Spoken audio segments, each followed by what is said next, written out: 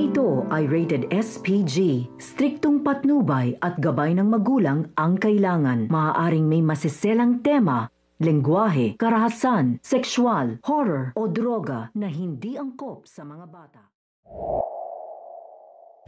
Nang makauwi nga itong si Doc Tanyag kila Moira, ay ito ngang si Doc Tanyag ay galit na galit nga siya nang makita niya nga itong si Moira dahil nga kahit ano ngang mangyari, kahit anumang sakunang mangyari nga dito kay Moira ay ganun pa rin nga kasama ang ugali niya.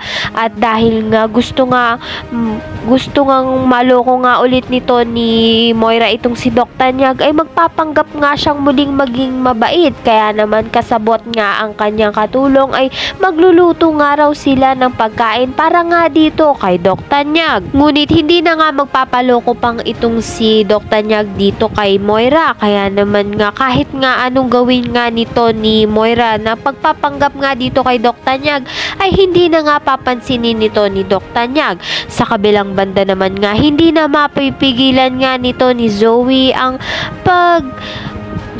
pipigil nga sa kanyang ama na si Doc Benitez na sabihin nga ang katotohanan na anak nga siya talagang tunay nito ni Doc Benitez.